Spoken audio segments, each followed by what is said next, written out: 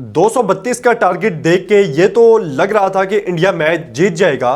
जिस तरह से मोमेंटम भी इंडिया के पास था, 232 एक बड़ा टारगेट था, लेकिन डीकॉक ने एक बार टीम इंडिया को हिला के रख दिया है और डीकॉक ने हेनरिक्स के साथ मिलके 69 रन का आगाज दिया 39 बॉल पे और उसके बाद 10 ओवर में 120 तक अफ्रीका का स्टार्ट पहुंच गया था और 120 पे आपका एक आउट है, 10 ओवर है, तो टारगेट चेस करना चाहिए था आज अफ्रीका को। उसके बाद 10 ओवर में 112 रन तकरीबन चाहिए थे।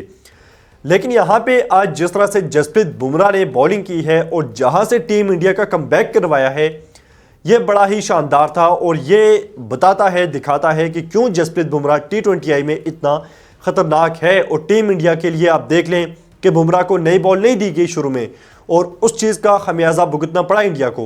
बुमराह बाद में आए और उसके बाद इंडिया को मैच में वापस लेकर आए। एक मौके पे ऐसा लग रहा था कि मैच इंडिया के हाथ से बिल्कुल निकल जाएगा और जैसे ही फिर बुमराह ने आउट किया डीकॉक को, तो वहां पे बस मैच खत्म हो गया था और अफ्रीका वहीं पे हार गया था। टर्निंग पॉइंट मैच का आज डीकॉक की विकेट थी, जिसे आउट किया खुद अपनी बॉल पे, कैच भी लिया बुमराह ने और उसके बाद आप देख लें 4 ओवर में 17 रन दे के 2 विकेट्स ली, एक जेनसन की और उससे पहले डीकॉक की। लेकिन 4 ओवर में 17 रन इस पिच पे, जहां पे वरुण चक्रवर्ती जैसा बॉलर 4 ओवर में 45 रन दे के जा रहे, जहां पे अर्शदीप जैसे बॉलर को 2 ओवर में 35 रन पड़ चुके थे, वहां पे बुमराह आया और उसने रिकावट डाली अफ्रीका के बल्लेबाजों के लिए और उन्हें मुश्किल में डाला। स्लो रन की, यॉर्कर किए, परेशान किया हर तरह से, स्विंग की बॉल सेम हो रही थी, बॉल दोनों तरफ स्विंग कर रहे थे बुमराह और डीकॉक को परेशान करके उन्होंने आउट कर दिया। और एक अगर आप देखें रीसेंट रिकॉर्ड, तो डीकॉक हमेशा बुमराह के अगेंस्ट फंसा है। रीसेंट आप उनके रिकॉर्ड देख लें, 26 बॉल पे 24 रन बनाए हैं, 3 से 4 बार आउट कर चुका है बुमराह। तो आज भी वैसे ही सूरत हाल थी। डीकॉक जब सेट हो गया था वहां पे बुमराह ने आके उसे आउट किया और मैच इंडिया के लिए खत्म किया। बाकी इंडिया की बॉलिंग में यहाँ पे बड़ी ही इंपॉर्टेंट विकेट ली आज हार्दिक पांड्या ने ब्रेविस जिसने 19 रन की धुलाई भी की पांड्या की, लेकिन क्योंकि पांड्या का दिन अच्छा था और उसने वापस दूसरे ओवर में आके ब्रेविस को आउट कर दिया और 31 रन बनाने के बाद ब्रेविस आउट हुआ 17 बॉल पे। बाकी पांड्या ने यहां पे 3 ओवर में 41 रन दिए हैं और एक इंपॉर्टेंट विकेट ली है ब्रेविस की। लेकिन यहां पे आप इंडियन बॉलर्स की आज इकॉनमी देखें, वाशिंगटन सुंदर 4 ओवर 23 रन 7.5 की economy, Arshdeep Singh 4 over 47 run 11.75 की इकॉनमी और पहले 2 ओवर में अर्शदीप को 35 रन पड़ गए थे, अगले 2 ओवर में अर्शदीप ने 12 रन दिए हैं। और उसके बाद जसप्रीत बुमराह बता चुका हूं 4 ओवर में 17 run 2 wickets, Varun Chakravarthy 4 over 53 run और 4 विकेट्स। ये पिछले 3 मैचेस में वरुण चक्रवर्ती की 2 विकेट्स थी और आज उन्होंने 4 विकेट्स ली हैं, विकेट्स निकाली हैं, लेकिन रन्स आज उन्हें खूब पड़े हैं। और विकेट जाहिर सी बात है आनी ही थी जब टारगेट इतना बड़ा था सामने और तेज रन करने की कोशिश में अफ्रीका वाले विकेट्स लूज कर रहे थे। और यहाँ पे मार्कम को आउट किया, हेनरिक्स को आउट किया और बैक टू बैक विकेट्स लेके वरुण चक्रवर्ती ने जो आखिरी मोहर है वो इंडिया की जीत पे लगाई। 4 ओवर 53 रन 4 विकेट।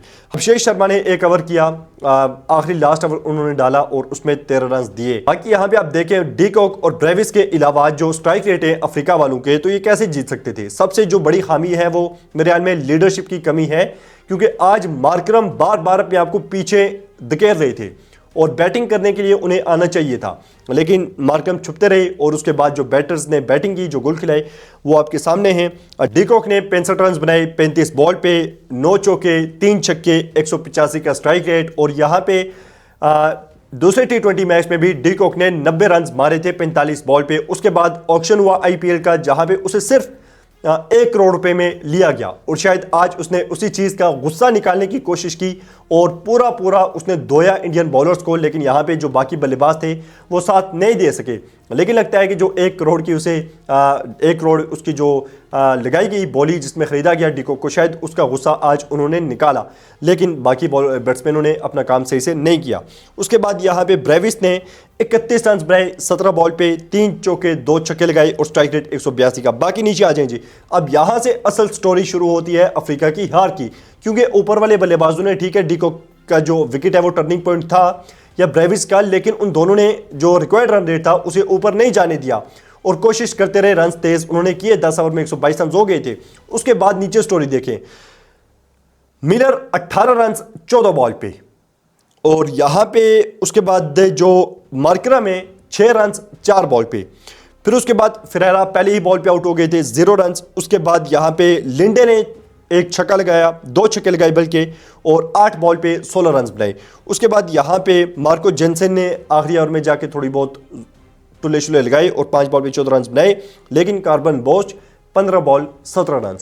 और यहाँ पे फिर निगेडी क्या ही करता, 9 बॉल 7 रन। बाकी से पहले जो इंडिया ने बैटिंग की, क्योंकि कल इंडिया का स्क्वाड अनाउंस होना है और शुभमन गिल आज इंजर्ड हुए, संजू सैमसन को चांस मिला एक लंबे अरसे के बाद, और उन्हें चांस मिला उनकी फेवरेट जो पोजीशन है एज अ ओपनर वहां पे।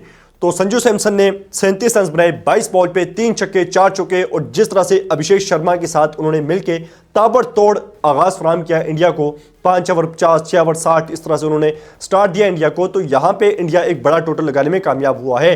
संजू सैमसन ने आते साथ ही अपना इंपैक्ट दिखाया है। और दूसरी तरफ शुभमन गिल जो लास्ट 15 इनिंग्स हो गई थी या इतनी हो गई थी, उनसे 50 भी नहीं हो पा रही थी और मुसलसल फेल हो रहे थे। संजू सैमसन ने, जिसने आज 37 रन बना दिए अपने पहले ही मैच में कमबैक होने के बाद, लास्ट 3-4 मैचेस के जो हुए हैं अफ्रीका के अगेंस्ट, शुभमन गिल को दी गई जो मैचेस, ये लगातार 3 मैचेस, उनके टोटल रन भी मिला के इतने नहीं बनते जितने संजू सैमसन ने आज अकेले लगा दिए हैं। तो यहाँ भी आप देख लें कि किस कदर सिफारशी कल्चर है इंडिया में भी। और यहाँ पे संजू सैमसन जो 3 सेंचुरीज लगा चुका है T20I में, उसे बार बार बेंच पे बिठाया जा रहा था, लेकिन आज मौका मिला तो उसने अपने जो जौहर हैं वो दिखाई।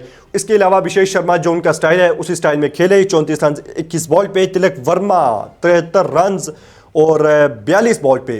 तिलक वर्मा की T20I की एवरेज आप देखें 49 की एवरेज है इस टाइम, और स्ट्राइक रेट भी 150 के लगभग उनका स्ट्राइक रेट है, और लगातार ठीक ठाक रन वो बना रहे हैं, ज़बरदस्त फॉर्म में हैं। और ये इंडिया के लिए खुशाइंद है, जितने भी बल्लेबाज हैं उन्होंने रन किए। हार्दिक पांड्या ने भी वर्ल्ड कप से पहले इंडिया के जो प्लेयर्स हैं वो फॉर्म में आ रहे हैं। इसके अलावा जो सूर्या कुमार यादव है, जो इंडिया की सबसे कमज़ोर कड़ी है इस टाइम, वो है सूर्या कुमार यादव। आज भी 7 बॉल पे 5 रन, कप्तान है बंदा, और 21-22 इनिंग्स हो गई हैं, इसकी कोई 50 नहीं आई। लास्ट 21-22 इनिंग्स में इसकी एवरेज है 13 की, स्ट्राइक रेट है 125 का, लेकिन ये बंदा इंडियन टीम का कप्तान है।